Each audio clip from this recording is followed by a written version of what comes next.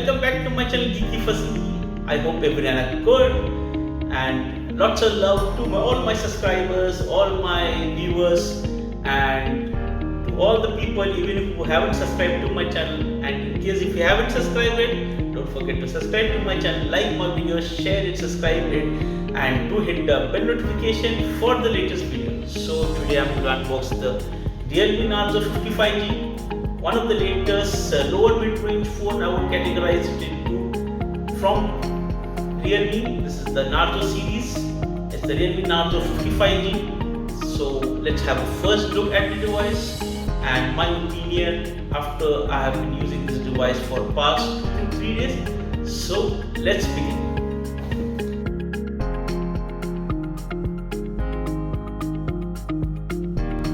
So this is the blue box for the Realme Narzo 50. As you can see, this is the 6GB 128 version which I'm having, and I'm having the hyper blue.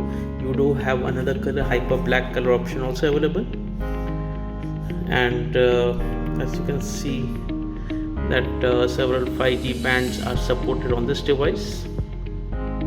It's available in several variants. This is the top one, 6GB 128. Apart from this, you do have the 4GB 64 and the 4GB 128. So let's unbox it. So here, SIM ejector pin, and you have the good quality silicone case. This is the phone. Let's keep this aside. This is the 33-watt charging brick, and you have the Type A to Type C USB cable.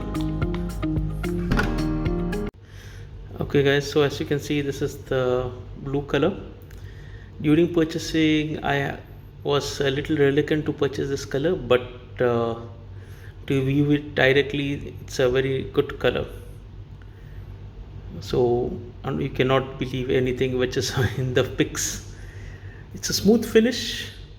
It's a plastic bag. On the front you have glass protection, but the protection is unknown, so there is a screen guard also attached to it. If you see the physical overview, on the top you have the secondary noise mic cancellation. On the lower part you have the single firing speaker, a Type-C USB, and a 3.5mm jack. On the right side you have the power key, which also acts as a fingerprint scanner.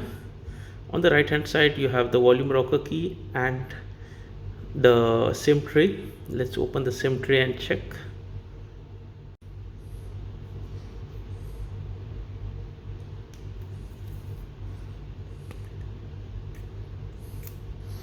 Okay, it's a hybrid solution. It's either a 2 SIM card or 1 SIM card, 1 memory card, and you have a gasket, so that means IP52 rating. So let's boot up the device. By the time I boot up the device, you can just have a overview configuration once I set up the device. So I've set the device, and you can see that the storage available, it's 20GB use out of the box, and the Android version, it's all based on Android 12.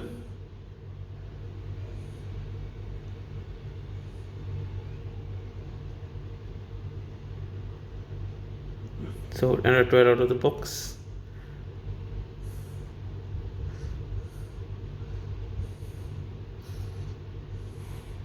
And it's on Realme UI 3.0. Another thing, you do have the RAM extension. You have the option to expand by 2GB, 3GB or 5GB. The device did come with some bloatwares like the Josh, PhonePe, Daily Hunt, to name a few, and you can uninstall it. There's an option to uninstall. Now let's talk about the display. This is a 6.6-inch IPS LCD display with a 90Hz refresh rate and a 600 nits of maximum brightness. It's a full HD plus resolution display. When you come to the settings, you can adjust with the refresh rate, whether you want it on automatic or you want to use on a 60 hertz mode or a 90 hertz mode. But do remember that using continuously on 90 hertz mode will result in more battery consumption. The viewing angles is also good with no issues when it comes to the viewing angle, and even in direct sunlight visibility the device was readable with, I had no issues in reading any text even in direct sunlight. When it comes to the performance, the device is powered by the MediaTek Dimensity 810 processor. It's a processor built on 6 nanometer. It's a quite capable processor and a decent processor for the mid-range. And when I did a couple of benchmark tests on the Antutu benchmark, I got a score of 3,92,986. I did the Geek benchmark test for the device and I got a result of single core of 600, whereas the multi-core score was 1746. This device performed, if you see the comparison, better than the Xiaomi Poco Phone F1, which is based on Qualcomm Snapdragon 845 processor. So it's quite a decent capable processor for day-to-day task. You will not have any issues. I did even the CPU throttling test, and going by the result you can see that on 15 minutes the device performed well, and it did not even heat up after running the test for 15 minutes. And second thing, when it comes to gaming, the gaming also, Call of Duty, I did play on a device for around 15 minutes, and as you can see by the setting, it ran on the medium settings and there was no frame drop or such. But for a true gamer, I wouldn't recommend. This device is basically for people who will play light games as such, and even I did not face any heating issues with the device after playing for 15 minutes.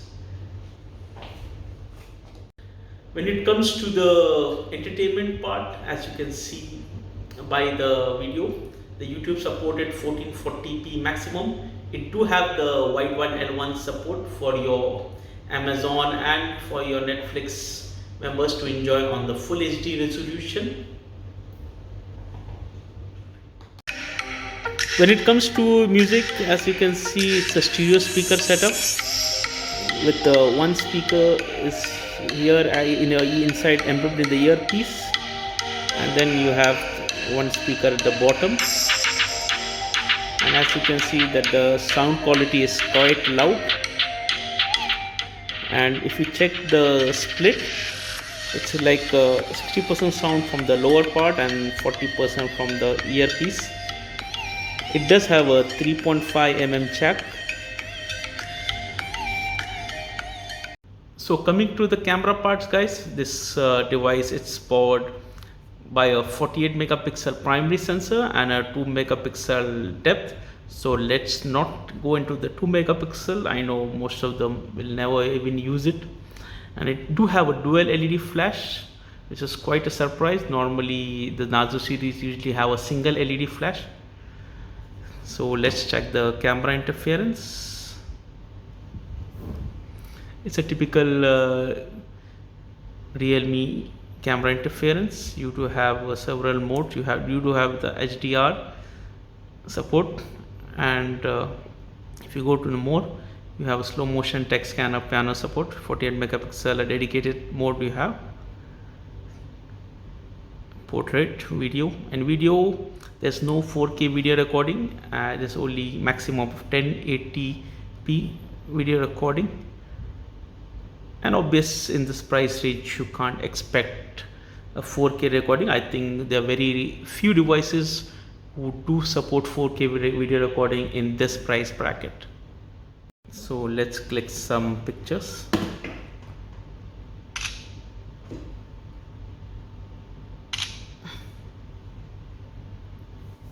I've clipped some snaps. So if you see by the color reproduction in room light temperature, the pictures are of decent quality,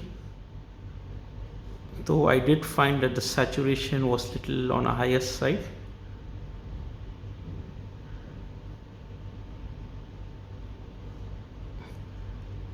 if you check the portrait mode, it has clicked a decent portrait mode, but you can't zoom much as you will lose your details being an 8 megapixel sensor. So you just check out the samples which I'll be posting.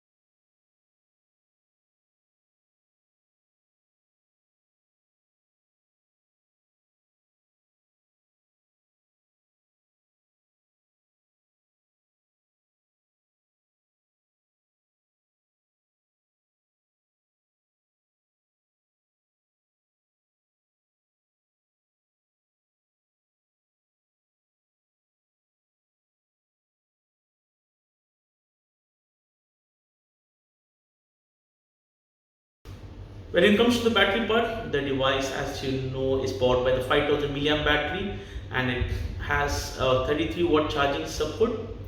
And second thing, I did notice that the screen time I tested for 5 hours of screen time, and still you had a juice of around 30% battery left. So what it translates that for a day-to-day usage, if you are a medium user, I would say easily the battery would last for one single day, or for a light users even it would stretch up to 1.5 days depending on your usage pattern. When it comes to the connectivity, you have the 5G support, which comes with a 7 band 5G support. Apart from that, you have the dual band Wi-Fi support, and you have a Bluetooth 5.3 and all the sensors present in the device, all the necessary sensors. So guys, my final verdict on the device, if you see the plus point of the device, you have the dual stereo speaker, and you have the 33 watt charging support on the device. Apart from that, you have 7 band 5G support and a 48 megapixel decent camera, I would say, given that the price bracket of starting price of 14,000 for the 4GB 64 variant. The version which I am testing is a 6GB 128. And the cons, I would say, it do have a bulky feel to the device, though the device is not very heavy. It's a 190 gram device, and you do get used to it because of the iPhone style design. The design did feel a little bulky.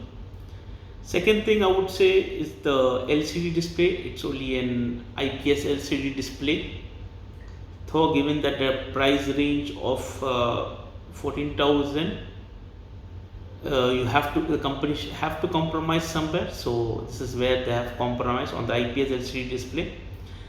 And the display do feel a little dated also because of the dewdrop notch on the device. So there is nothing much to complain other than that. I would recommend this device if you are especially looking for a 5G device with a low budget. I would recommend it to go for this.